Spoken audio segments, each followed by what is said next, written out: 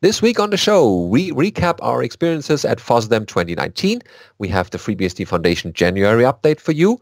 OPNsense 19.1 has been released. We covered the hardware-assisted virtualization challenge from NetBSD, ZFS and GPL terror a little bit, and the ClonOS 19.01 release in this week's episode of BSD Now.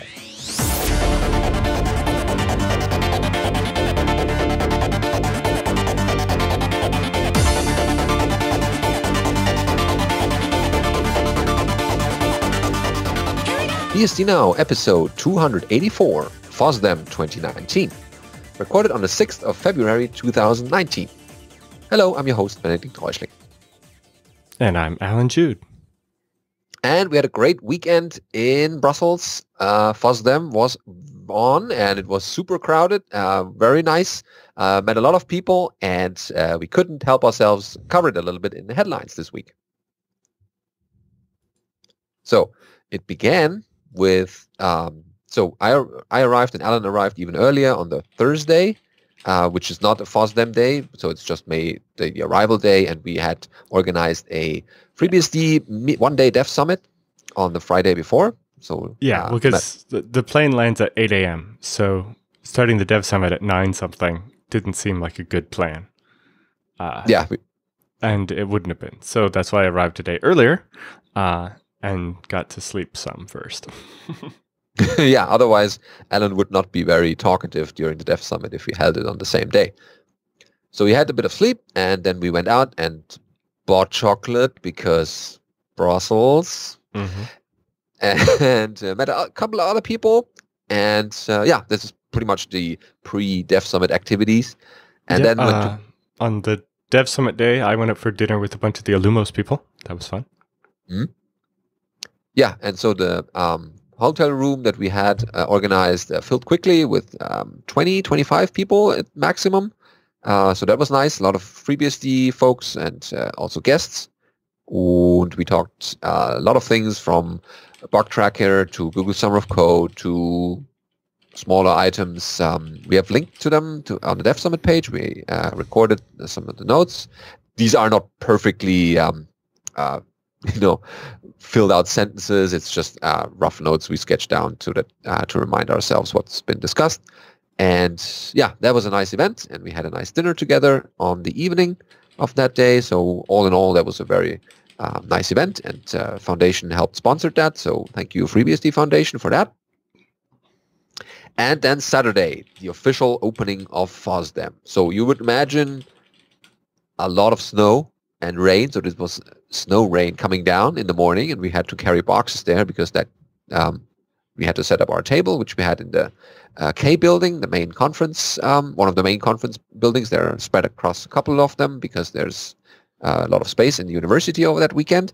And so that went interesting because, snow and rain is always bad when you have to walk through it to get a table and a lot of packages to a building. But that was well, and we set up our table with FreeBSD logos and flyers and stickers and pens and many different kinds of stickers. Yeah. I managed to get some ponycorn stickers for dtrace and this sweet dtrace shirt. Ah, nice. Yes, the Illumos folks next to us were super helpful, and we had a good connection with them. I think it's the first time we had, the third time already in a row that we had them as table neighbors. Yes, so I think my first Fosdem, we didn't have a table, correct? Yeah, we couldn't get one in time. Yeah. So it was just... and then the three since then, we've been beside the Illumos people. Yeah, and there's a lot of, hey, we have now the BSD bootloader, and hey, we have package now, and we have ZFS, and all these cool things. Also, we're going to make sure that we had water and stuff. He brought snacks, and then you bought some snacks. And yeah, that was super nice of them. So that kept the autographed. He finally managed to get a copy of my ZFS book, so I autographed that for him. Yes, excellent. So, and a lot of people recognized us, of course, and said hi.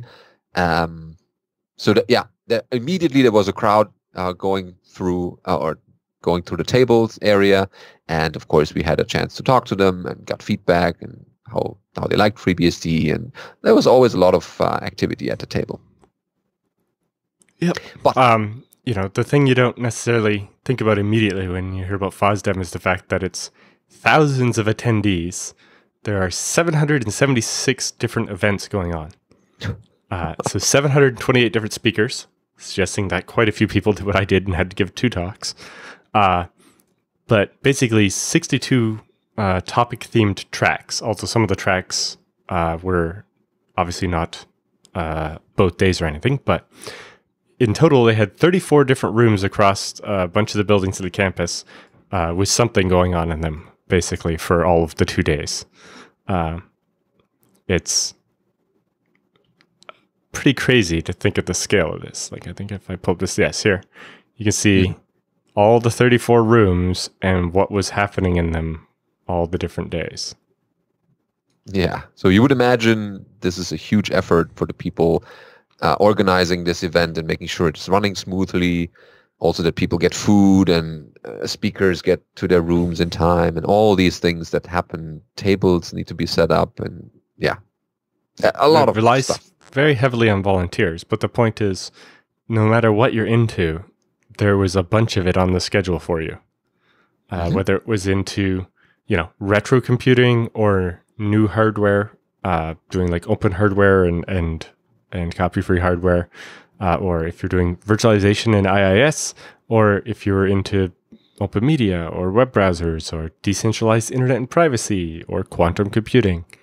Programming languages, everything you could think of. All open source, and there was a lot of things that were very well between the teams. There was a lot of good vibes you can definitely see the open spirit of everyone.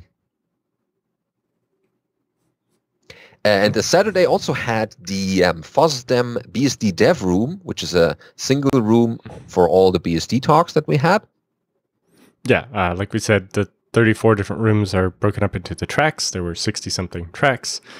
So for basically all day on the Saturday, there were BSD-themed talks in one of the rooms. And so we covered that schedule previously, but you can see there was a whole selection. And for most of them, the videos are online already. Fosdem, because they have to do 776 different videos. Well, I think there's not a video of like the BOF rooms and so on. But because they're dealing with so much video, they've automated it to the point where video for almost every one of the talks is online and ready to view already. Yeah, because they streamed that, and for the people who couldn't attend, they could watch it at home or wherever they are, and got the latest from the streams. Yep. So the list includes a couple of people you might know from the BSDs, but they also had some new people there, which was nice. And that was certainly an interesting mixture of BSD talks from all over the computing space. And I got a chance to meet one of the people I'm mentoring in FreeBSD, Thomas Munroe, who's a Postgres developer. Ah, yes, excellent. That's always a good opportunity to meet at conferences. Mm-hmm. And also Alan was lucky in getting a talk spot in the main conference track. Yep. So I gave my Explain Like I'm 5, how ZFS caching works, in the main K room, which is much larger than the dev room, although not quite as big as the convention or the Jansen room that they use for the keynotes, where Jonathan gave his Netflix talk. But definitely a big auditorium, and this is basically Alan giving a lecture. Yeah, and it was well attended. I hope it was accessible. That was the goal of the Explain Like I'm 5 part, was to try to keep it accessible. Yeah, for me, it was definitely an eye-opener, because I had a vague understanding of what the shadow lists do, or the ghost lists in the ARC, but now I have a much better feel for what they do and could probably explain it a bit better. And Alan talked to a lot of people afterwards. They had questions for him, so they moved out of the room because the next talk was about to begin, and like a half an hour after his talk, he's still already... I was answering questions for about half an hour after my talk in the hall, and I did similar after my main talk as well. And then on Sunday, I managed to go record the Friends of Illumos podcast with a bunch of other developers. Ah. So that's going to happen soon, or being broadcast as well somewhere? I will post it in the show notes as soon as I know anything. Mm-hmm. Okay. And basically on Sunday, we continued where we left off with what swag we had left at the table, because at the end of the first day, we ran out of the most interesting items we brought, the beach balls and the pens. But yeah, people were still interested in grabbing some stickers and flyers or everything that we still had left. So yeah, there was just so much presence on the and interest on the FreeBSD table that it was amazing. And we had a lot of people helping out at the table, because Alan and I couldn't possibly manage all that. So we had a lot of helpers. And, well, yeah, I had to give 2 talks. Yeah. And as soon as you start to talk to one person and you finish that, you have 5 next people standing in line, and it's crazy. But it's the good kind of crazy. And thanks to all the fans of the show who came up to us over the course of Fosdem and said thank you for their show and talked about how they enjoy it and so on. And thanks to, everybody that helped at the booth, including Tom Jones, Madhi Vakhtari, Matthew Seaman, yes. TC Burner. Yeah, all the people we're probably forgetting the most important ones. Nicholas was there. Nicholas helped a lot, yeah. Mm-hmm. And yeah, thanks to Rodrigo for running the BSD Dev Room again. So that he had also a little device who would display to the speakers how much time they have left in their talk. So that's helpful. And yeah, hopefully Fosdem 2020 will also have us again. Okay, in other news, we have a FreeBSD update, an update from the FreeBSD Foundation for January. So that pretty much covers or wraps up last year, 2018, and all the activities from there, and looking ahead a little bit what we plan to do for the 2019. So it begins with the message from the Executive Director, Deb Goodkin, wishing everyone in the FreeBSD community a Happy New Year. And she writes, it's always exciting starting the new year with ambitious plans to support FreeBSD in new and exciting areas. So we achieved our fundraising goal for 2018, thanks to your help. Not just big donors, but also small donors are important to keep that going and keep us a 501c3 foundation. So every donation counts. Thanks for that. And we plan to funding a lot of work this year. So that's exciting. Though it's a new year, this newsletter highlights some of the work we accomplished in December and put together a list of technologies and features we're considering supporting and looking for feedback on what users want to help inform our 2019 development plans. And we have a lot of those, so we need people to implement them and also fund those. The advocacy and education efforts are in full swing, as we were at Fosdem, as we just mentioned. Zanok 33 and Scale is also upcoming. And if you haven't seen it yet, our year-end video about the work we did in 2018 is also up. And yeah, we're looking forward to 2019 and everything that happens there.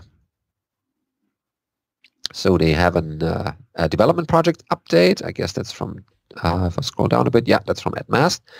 He mentions a couple of things accomplished in 2018. Some of the work continues on projects such as the online RAID Z expansion, but we look ahead for 2019. In the 2018 year, we had things sponsored like security. So we funded several projects related to Capsicum, largely focused on development of Capsicum itself, and additional Casper services may be developed to support application requirements also. Then we had improved CI and test coverage a lot, thanks to our new hire, Li Wen. And that has become a very valuable component in the overall development environment for people running the tests on FreeBSD, and also making sure that the commits you just did didn't break in various ways you didn't anticipate. And so the CI-based test coverage is executed in virtual machines, but a smaller number of platforms perform full hardware system testing, so that we all have all the hardwares and CPU architectures we possibly can run on as proper tests. We also covered a bit on telemetry and metrics, and so that we can get data on CPU architectures and package popularity, and making sure that we still support the most popular parts and maybe someday retire some of the ones that no one is caring about, so we might as well stop. Toolchain and developer tools. I mean, Ed has been on Toolchain and other people on that for years, but it's finally seeing that there's an end in sight to all that work, so that we're going to become a full LLVM-based toolchain. And a few tasks are remaining, including retirement of the remaining GNU binary utilities, link time optimization support, and improvements to the ELF toolchains used by FreeBSD. We also looked a little bit at LLVM sanitizers and code coverage tools to work out of the box on FreeBSD. Performance and scalability is also a big one. So more support on NUMA systems and with large thread counts. Dealing with, yes, very high processor counts. They also have the release engineering update for December and January, includes releasing FreeBSD 12 on December 11th, and going on. Also, advocacy recap, looking at some of the other events coming up. Over the course of 2018, the team promoted FreeBSD at 28 different events all over the world, including All Things Open in Raleigh, North Carolina, and a week-long workshop in Tongo. In May, they also had the first Foundation-hosted Install Fest, and worked on that, as well as trying to give presentations at OSCON and a bunch of other places. Yeah, it was a busy year.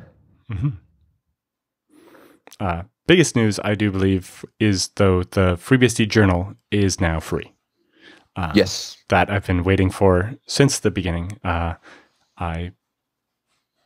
feel that it's such a useful resource. It does FreeBSD more good to give it away for free than any amount of money it could have made from charging for it. Yeah. And I mean, we're still making money from the advertisements in there, but it's available to everyone, as Alan said. And I we look forward. The desire for the journal to be revenue neutral as well, or to be a fundraising source, but I think it does the community as a whole more good by being free. Yeah. And so overall, we have a number for you. So Deb writes in her fundraising update that we raised over $1,332,398 and some checks are still coming in, but that's the last number. So we definitely met our goals that we had planned to reach, and that was nice, and all based on your donations that you did, big and small. All of them were part of that big effort. So thanks for that. And the last item we have in the top of the show today is OPNsense 19.01 has been released.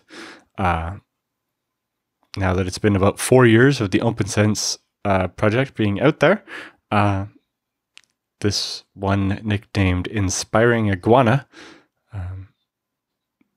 definitely one of the things I liked least about the naming scheme.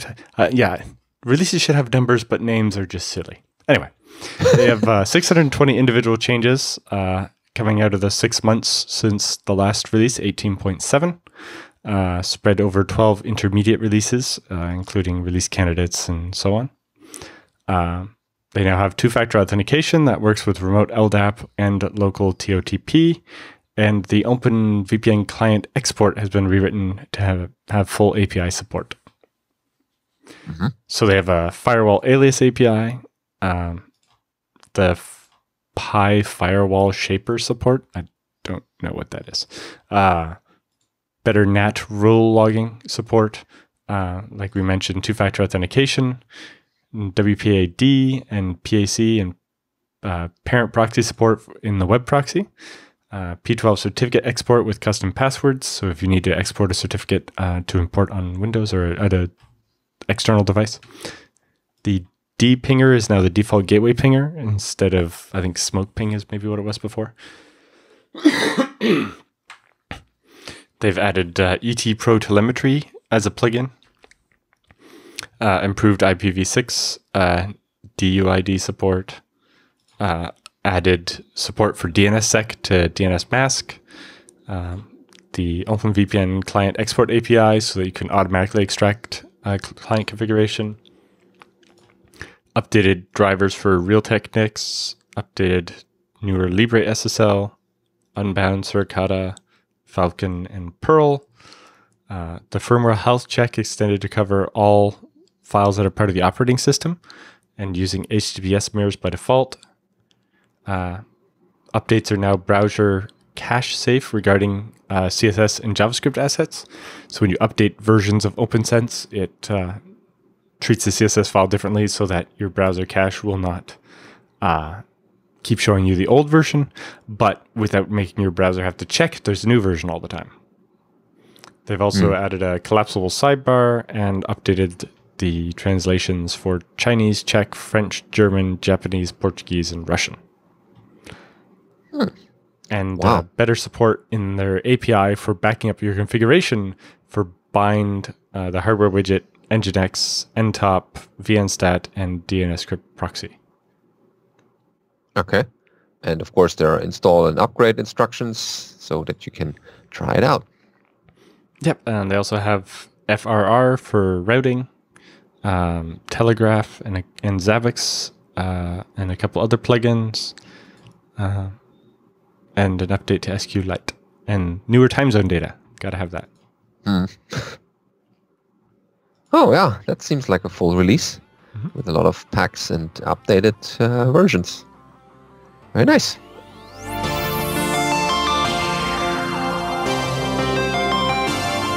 And it's time for the news roundup this week. We have the Hardware-Assisted Virtualization Challenge. Right. So this is a post over on the NetBSD blog from Kamil Rytarewski. Said, over 2 years ago, I made the pledge to use NetBSD as my sole operating system and only operating system, and to resist booting into any other operating system unless I had implemented hardware-accelerated virtualization in the NetBSD kernel, an equivalent to Linux's KVM or Windows Hyper-V. So today, I'm here to report mission accomplished. Oh, interesting. So it's been a long road, but we now have hardware-accelerated virtualization in the NetBSD kernel. And while I had only initially planned to get Oracle VirtualBox working, I have some help in the form of the Intel HAXM engine, the hardware-accelerated something. How did I lose that? The definition right there, and it's gone somewhere. Anyway, which is the same backend technology used for virtualization in Android Studio, but basically what it lets you do is have QEMU as a front end and HAXM as the backend acceleration, similar to how KVM works on Linux, except for HAXM works on Windows, Mac, Linux, and now NetBSD. So you get your familiar QEMU front end, but you get your common backend across operating systems. Also interesting, Intel HAXM is BSD 3-clause licensed, which is good. And like we said, supports Windows, Darwin, Linux, and now NetBSD. It's based on Intel hardware-assisted virtualization, so it doesn't work for AMD stuff at all. Support for an arbitrary number of concurrent VMs, although I think currently NetBSD is limited to 8 concurrent VMs, and Windows, Darwin, and Linux are limited to 64. So those are not arbitrary numbers, so I don't know. Anyway. And support for an arbitrary number of virtual CPUs. Currently, all OSs support up to 64 CPUs. Again, not sure that's what the word arbitrary means, but okay. They use an ioctl-based API using DevHax and DevHax VM, similar to the way that Beehive works, although it looks like with HAXM, they actually get a separate device node for each virtual CPU, which is definitely a bit more than you get with Beehive. The implementation is non-intrusive, and in this case, can exist as an out-of-tree standalone kernel module. So in NetBSD, this is basically a kernel module you can build and then load, and have support for running QEMU to do hypervising. if someone were to port that to FreeBSD, that'd be pretty nice. Default compatibility with QEMU as a front end means it would actually give compatibility with a lot of the tooling that, all the libvirt and stuff that on most other platforms is using QEMU. And in particular, it's optimized for desktop scenarios rather than servers, so it makes it nice for running development and stuff.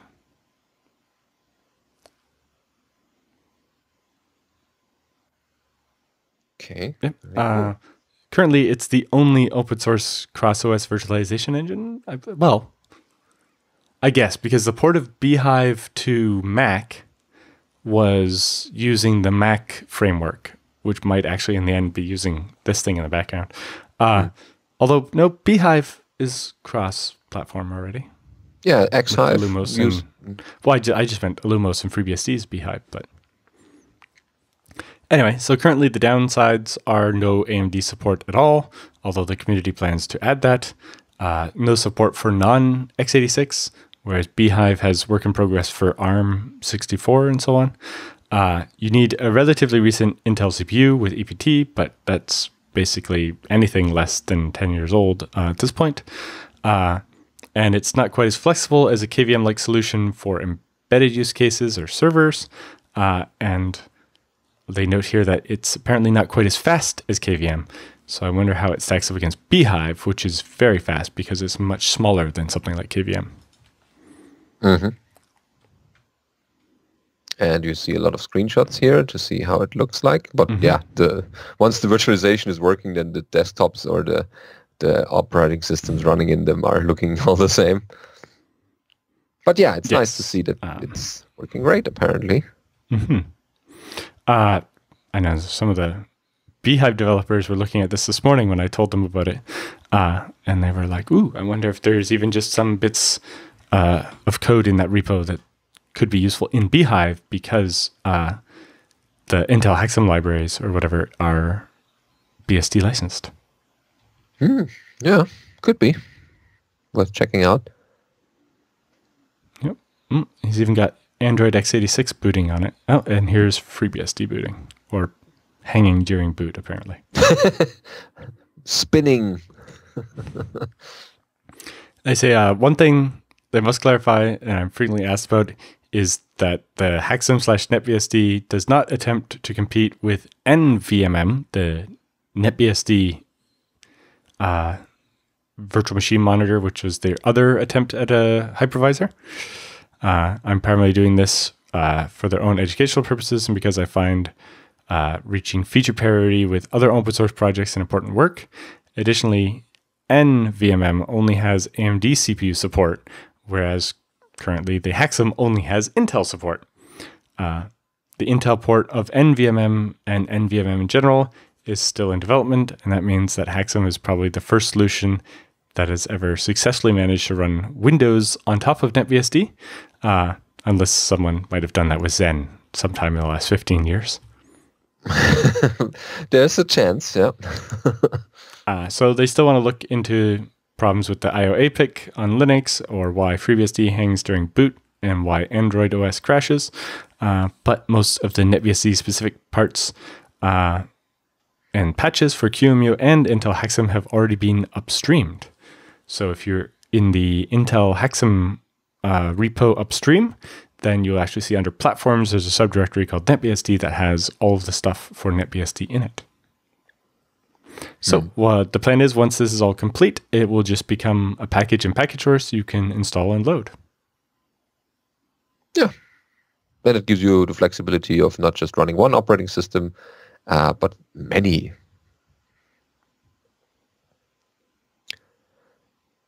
Okay, on to the next story. We have, this might be a little bit contentious. It's called ZFS and GPL terror. How much freedom is there in Linux? This is over at Erie Linux, WordPress.com, which is the Erie Linux distribution originally, but then switched to FreeBSD for pretty much all of their sysadmin work. And it starts with, there has been a long debate about whether man is able to learn from history. The author here argues that they can at least, or that he can at least to some degree. One of the lessons that they could have learned by now is how revolutions work. They begin with the noblest of ideas that many followers wholeheartedly support and may even risk their lives for. They promise to rid the poor, suppressed people of the dreaded current authorities. You see already where this is going. So the next section here is death to the monopoly. Do you remember Microsoft? No, not the modern cloud-first company that runs Azure and bought GitHub. He means good old Microsoft that used to dominate the PC market with their Windows operating system way back when. So that company that used the market position with Windows 3.x to fear uncertainty and doubt digital research and to and their superior DR-DOS out of the market by displaying a harmless line of text with a warning about possible compatibility issues. Yeah, so skipping a bit, they're saying that, we went from one monopoly, which was bad, to we seem to be into another where now everything is Linux. Yeah, that brings ZFS into the story. So ZFS, the undesired guest, is a subheading here. ZFS is today's most advanced file system. It originated on the Solaris operating system, and thanks to Sun's decision to open it up, we have it available on quite a number of Unix-like operating systems. That's just great. Great for everyone. For everyone? Nope, they write. There are people out there who don't like ZFS, which is totally fine. They don't need to use it after all. But worse, there are people who actually hate ZFS and think that others should not use it. Okay, it's nothing new that some random guys on the net are acting like assholes, trying to tell you what you must not do, right? However, it has been online for more than a couple of days, probably already got used to it. And so, unfortunately, it's still worse. So apparently, Craig Crow-Hartman, Linux guru and informal second in command after Linus Torvalds, there have been some attempts apparently to defend the stance of this kernel developer. One was to point at the fact that the ZFS on Linux, ZOL, that this port uses two kernel functions, __kernel _FPU _begin and FPU end, the end part equivalent to it, which have been deprecated for a very long time, and that it makes sense to finally get rid of them since nothing in kernel uses it anymore. Nobody's going to argue against that. The problem becomes clear by looking at the bigger picture, though. The need for functions doing just what the old ones did has, of course, not vanished. The functions have been replaced with other ones, and those ones are deliberately made GPL only. Yes, that's right. There's no technical reason whatsoever. It's purely ideology, and it's a terrible one. And then it's more about license matters and more open source. Well, in the end, it's up to the authors of the Linux kernel which license they want it to be under and which symbols they want to protect with their GPL macro, I guess. It's their code. Yeah, and if ZFS would only be available on Linux, that would be a problem. But since you have ZFS in more and more operating systems these days, there's choice, and you can pick the operating system you like. And the ones who you don't like because of the ideology or decisions, then you can jump ship. If you like ZFS, then follow it along, wherever it goes.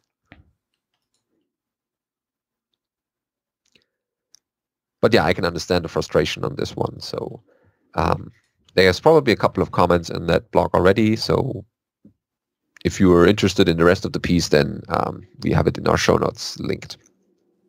And we have another release in this week's episode. It's ClonOS 1901 has been released. So that's exciting. So this is a turnkey open source platform based on FreeBSD that uses the CBSD framework and basically allows you to manage FreeBSD jails and Beehive and Zen hypervisors on top of FreeBSD. So it gives you an easy management web UI. Coming soon will be support for Beehive migration once Beehive supports migration.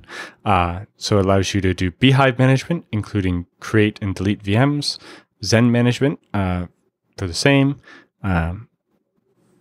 sorting out connections to the physical network via, the physical console of a guest via directly from your browser, or real-time monitoring, statistics, support for ZFS like cloning and snapshots, and so on. That's a lot of things. Yeah, but the idea is to give you a nice web management console for using Beehive and jails. Yeah, sure. That makes it easier to handle the many machines you will spin up, and jails as well.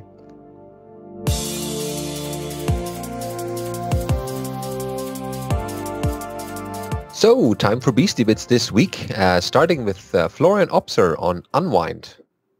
An OpenBSD here. He writes some news on his recent work. So he's an OpenBSD developer. DNS is easy, he writes. You fire up your browser, enter undeadly.org in its address bar, and sooner or later you reach your favorite OpenBSD journal. Well, not quite. The first question that arises is what to put into etcresolve.conf. The answer is usually whatever DH client puts there. This is probably fine if you find yourself in a well-run network.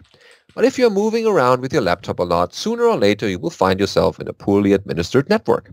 The DHCP provided name server might be slow or not answering at all.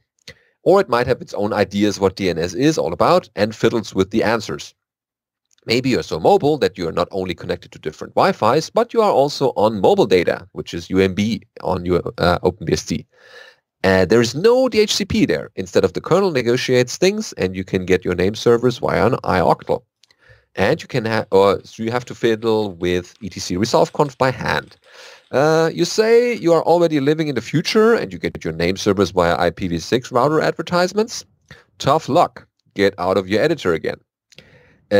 Or get your editor out again. And hope that you have no root, or that you have root on your machine and are allowed to play around with etcresolve.conf. Proponents of the Unix arts and crafts movement is just Unbound on localhost, which works reasonably well until you are behind a captive portal and you have to use the DHCP provided name servers until you accept the terms and conditions. Ever been at an airport or an hotel? Yeah. So you bring out your editor again. I think we can do better here. So this is where Unwind comes in. It is intended to always run and be reachable from your local host. It has to be at least as good as what we currently have. If you are in a network where the DHCP provided name server works, then adding Unwind to the mix must not break things. Unwind achieves this by observing and actively probing the network to see what works. Unbound cannot do this, and it does not try to do so. It is intended for a different problem. It requires a certain quality of the network it finds itself in. This is something you run on a server in a data center. If the network is not good, you fix the network. Unwind is quite young. He started hacking on it in December 13th, 2018, which is quite already usable. It's under active development and progress is fast. And he lists a couple of features that are already working and are being worked on. So it's always, you want to always be able to run. Be at least as good as asking the HCP name servers. Opportunistic DNSSEC validation. Once validation works, do not allow downgrades unless the laptop moves to a different network. Then you have a knob for strict modes. Always require working DNSSEC validation. Detect the captive portals and DNS over TLS. Hey, that sounds like a cool project. Well worth having, not only on OpenBSD. And I guess people can test it somewhat and provide feedback. Yeah, there's a man page for it on Unwind, so you can test it and try it out in your networks that you're roaming into and out of. The next story that we have is a low-tech SMS gateway for fun and no profit over at Undeadly in the command line section. So what they do here is they set up an outbound email server and being delighted how nice it is to pipe things through mail. So you want to do, of course, the fortunes and pipe that to mail to deliver your daily dose of cats. And to send SMS, you have to have, or the author here has to have a dumb phone, so no WhatsApp or XMPP or XMMP. There's a script provided for sending the SMS. Yep, so they're using the Twilio API with API keys here, putting the phone number, and basically curling to that URL and splatting out the from, the to, and the body, and sending the message via SMS. Yeah. So this could be messages from your monitoring system informing you in 3 a.m. in the morning about server downtime or hardware dying. Yeah, so it could be used for useful purposes, but don't expect much, as the title suggests, profit from that. But yeah, it's nice and easy and straightforward. And in a couple of lines of shell coding, you get your own little gateway running. And up next is the talk from Fosdem is up about Netflix and FreeBSD using open source to deliver streaming video. We provide the slides from that, so the PDF. And that's definitely worth looking at and deciding, oh, Netflix, well, I'm a subscriber and I didn't know how FreeBSD made it such a smooth experience or contributes to that. But now you do. Yeah, and definitely a good work describing that and how they use that on the Netflix backend servers. We also have news for people who want to save a little bit of battery power on their laptops. PowerD++ 0.40 has been released over at GitHub. And what's new? So this release adds support for systems that have hyperthreading disabled and load recording while a PowerD is running. So if hyperthreading is enabled, the number of columns provided by kern.cp_times is consistent with the number of cores reported by HWNCPU. This update allows PowerD++ load rec and load play to handle this gracefully instead of refusing to start. Yeah. So if you have hyperthreading disabled, the OS still knows that you have hyperthreads. It just knows not to use them. And so it was messing with PowerD because it would be like, well, you have half your CPUs aren't doing anything. You don't need to scale up. And load rec and load play are basically to record a certain workload. Yes, and then very interesting way to do regression testing on a power management tool is to be able to record the workload and then play it back as you tweak the code and see when you get the results you want. Mm-hmm. They added a couple of feature flags to load recordings and load play support for the new load recordings, as well as load play reports the loads now in megahertz, and they removed some redundant outputs from load play. So test this out and report back anything you find, or maybe you have some contributions yourself, because this is actually quite useful if you want to save a little bit of battery power on your notebook with PowerD++. And the more feedback this gets or testing from various laptops, the better the tool will become. We also have, is it time to rewrite the operating system in Rust? So, here we go. By no one else than, yes, you've guessed it, Brian Cantrell of Joyent. That's right. So not to spoil the talk for you, but the answer is maybe kind of yes and no. It might make sense to develop new components that way, but rebuilding all the old stuff might not actually be worth it. Yeah. But it's definitely interesting to watch. You see the slides and the video itself, and it's Brian Cantrell, so that's definitely worth watching. Yes. Next up is something I found interesting enough to cover in this episode. Small change, big effect, I called it. So this is a commit made by Alexander Moten. And so let's look at the code first, because it's a one-line change. So it's changing from an int alloc to a size_t alloc. So it changes the variable type of the variable called alloc, which is maybe not a great name for a variable, but anyway. So that's, the one-line change. And the description in the log message reads, fix integer math overflow in UMA #_alloc. 512 gigabytes of ZFS ABD arc means ABD's chunk zone of 128 4-kilobyte items. To manage the 128 million 4K kilobyte items. Yeah. And so if you have 128 million addresses of 4K bits of memory, then the UMA tries to manage that with a big hash table, which would take a 2 gigabyte hash table. But because the size was an int, if you go over 2 to the power of 31 minus 1, you get a negative number. And a negatively sized hash table doesn't really help. Not much, yeah. So that size would not fit into the int variable, causing later allocations to fail, which would cause the ARC to shrink back below 512 gigabytes, therefore not letting it use all that available RAM. With this change, it was easily possible to see over 700 gigabytes of ARC usage on a machine with 768 gigabytes of RAM. Yeah, and the more stuff you can put into the memory in the ARC in particular, the better it is. Hashtag first world problems. I couldn't use more than half a terabyte of my RAM for cache. Yeah, but in the future, these systems are becoming bigger and bigger, and what was 500K yesterday as main memory is now 512 as standard. It's just coming, and this is preparing us for the future. And yeah, thanks for the work there. iXSystem sponsored that, of course, and people will see that coming from head into a stable branch in probably next week.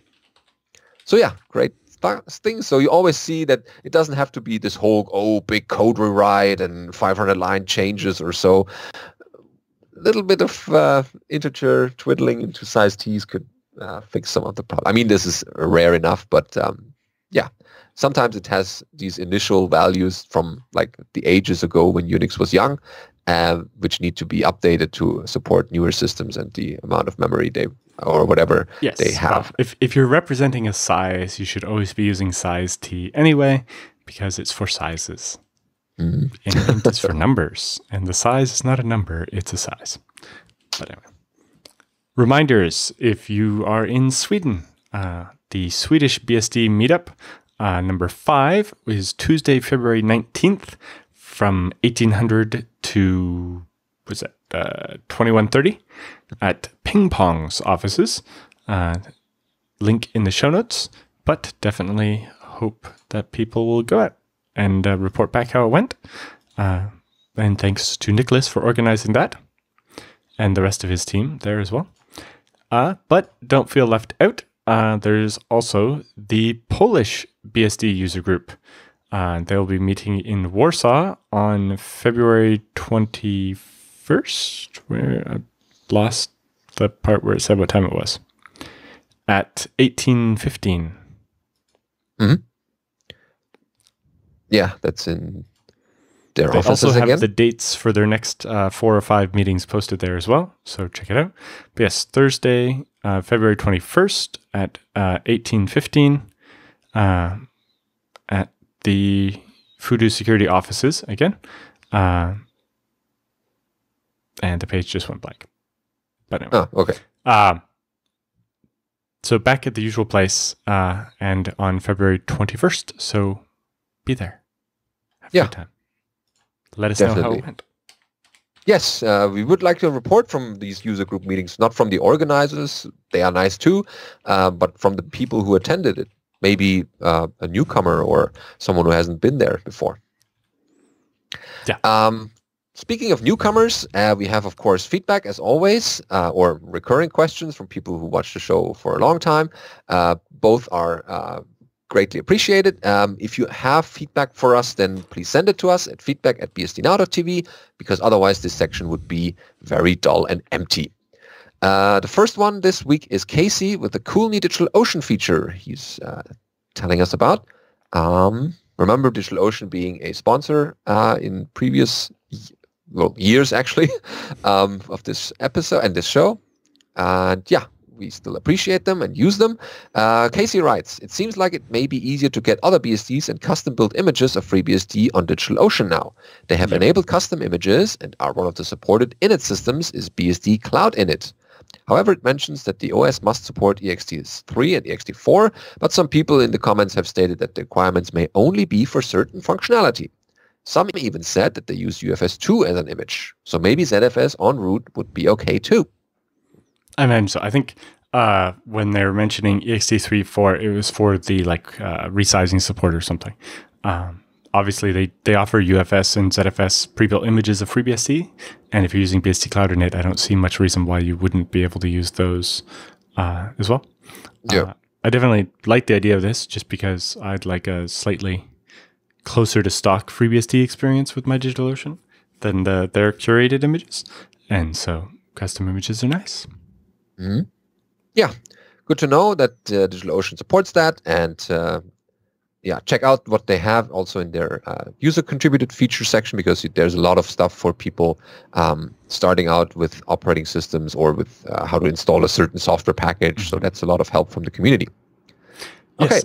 Also, if you're interested in a little bit of shell programming to do something fun, it might be interesting to look at building up the bits for Poudre image to make images ready to be consumed by DigitalOcean right away. I imagine it's pretty close to that already, just a matter of making sure it has the bits for the cloud in it and so on. Yeah, that would be great. So we can spin up VMs to build packages, and then once they're done, they're being decommissioned, and we just grab the builded packages and ports from that. Okay, next up is Morgan. Jail, oh yeah, interesting, with different versions of FreeBSD. Goes like this. Hi guys, while upgrading to 12.0 recently, a question came to mind. Part of the upgrade process calls for reinstalling all packages under the new version, which makes sense to me. I've also heard that jails can be used to run earlier versions of FreeBSD and their associated packages. That sounds neat. But how can both of these be true at the same time? Jails share a kernel with the host. If a package from a previous version of FreeBSD must be upgraded to run properly, how can the same package be expected to run without issues in the jail? Right. So the warning you're getting for the upgrade script is not about the kernel, which is backwards compatible. It's about the user space libraries, say the version of OpenSSL and so on. So the last step of the upgrade process is actually to delete the old libraries that you're not using anymore because they've been replaced by newer versions. But you don't want to do that until after you've upgraded your packages, because your packages might still be trying to use those. Now, when you're running an older version of FreeBSD in a jail, you're installing those older libraries that match that version as part of the jail. Right? The content of the jail is an old version of FreeBSD, and it's just using the newer kernel, but still using the older version of, say, like LS and so on. And more importantly, things like libc and OpenSSL. So yes, that's why that works that way. It's the kernel can always be newer, but if the kernel is older than the code you're running, you can get into trouble, especially if it's syscalls you don't have. But yes, that warning is about libraries, and the libraries get erased when you do the upgrade, the final step, and the library, the applications will stop working, saying I can't find old version of this library. But if you install an old version of FreeBSD as a jail, that will contain the old version of the library, and then the old package will still work. Yeah, so you can defer the updates a bit. If you do have something like a binary version of some package from an older version of FreeBSD and you need it to work on your system, there is a package for that called compat 9 and compat 10 version and compat number 11. And it provides the libraries that were provided as part of that version of FreeBSD so that a binary from that version will work. Usually you only run into needing things like this if you're getting a commercial binary from a vendor or something. Sometimes like the firmware updating tool they'll give you for your BIOS or something is like, yeah, we have a FreeBSD version. It's just for FreeBSD 9 and you're running 12. But if you install compat 9x, it will let you run the binary anyway. Forever if need be. Yeah. And yes, there will be instructions like these will be in an upcoming book by Michael W. Lucas about FreeBSD mastery jails. I've read portions of it, and what I read there was very intriguing and looked good, as unfinished as it was by then. So we'll keep you posted when this is coming out, but it has things like jail upgrades and all these things in there that you would want to know about. So stay tuned for that. Okay, thanks for that question. And last is Brad here with a question about the FreeBSD installer. That goes like this. Hey, JT, Benedict, and Alan, I have two questions and neither involve ZFS. Well, we take them anyway. The first is a FreeBSD installer question. I'm a vanilla FreeBSD noob, but I have been running TrueOS since it was PCBSD. That's not so noobish anymore. So with all of the churn on Planet TrueOS/Trident/GhostBSD and with no upgrade path from TrueOS 18.03 that doesn't involve nuking from orbit, I want to install FreeBSD. My desktop has a pair of SSDs on the main pool and a pair of spinning drives for more intensive things that I don't want to waste write cycles on an SSD, right? Like jails, ports, VirtualBox, etc. Is there a way in the installer to create both pools, each with mirrored pairs of drives, and assign datasets to each, or do I need to create the SSD pool, install, then take care of the second pool and moving datasets over in post? Yeah, the installer currently doesn't support that. What you could do for that is choose the shell mode, create the two pools there, mount them with the right datasets on the right one, and then when you type exit, the installer does the extract part. Mm-hmm. Yeah, or if you're feeling that adventures drop to the shell and partition everything or do everything by hand, but it's more for advanced users. The things Alan described were basically the way to go. Okay, the second question is for me. Oh, great. I was going to get involved with the TrueOS doc team, but with all the changes, and I believe IX Systems brought all of the docs back in-house, so I was wondering how one gets started in the FreeBSD doc team. So he knows Drew was using Sphinx, but he thinks he remembers me using something else at the last VBSDCon. Yeah, so we're in the FreeBSD doc project, still on DocBook XML and the toolchain behind it. And basically how you can get started, which is great. We love more people in the doc team.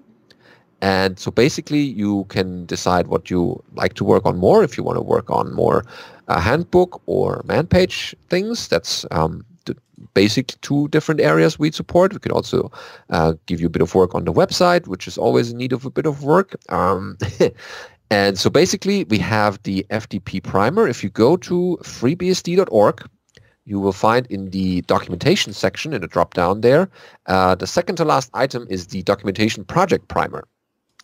And in there, in section 1.1, there's a quick start section that explains to you how you, what kind of software you need to get started, how you check out the doc tree, and the commands you would run to check after you made a change to a file to check whether the changes are still correct, and it builds the section or the chapter you just edited.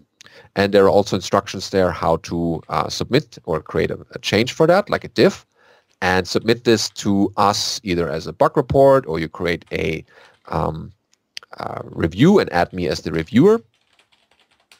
And from there, someone will pick it up and look at it and maybe suggest some changes or finds it good enough to commit it. And that's already your first contribution then. So it's quite straightforward, but in case you get stuck somewhere or have more questions than I could cover on the live episode, send me an email either to feedback at bsdnow.tv or to my bcr@freebsd.org email address. Then we can directly talk about this. There's also an IRC channel that you can drop into, which is BSD Docs on FNet. And there are a couple of more people than just me hanging around there in different time zones who are also willing to help and answer questions. And yes, that's pretty much the approach how you get started. And over time, if you nag us enough with good contributions, which we like, then we will punish you with a commit bit and then let you do the commits them directly. And then you find another person to do the work for you, and well, but let's get ahead of ourselves. It's it's appreciated that you want to help, and I'm not sure what currently is the doc part in IX Systems, what they're doing. I need to get back to those folks, and because I always like hearing what they are using and what ways they use to improve their documentation. But that's the FreeBSD side of things. Okay, I think that's covering it, and this pretty much closes our episode for this week. Thanks for watching, and see you next week. See you next week.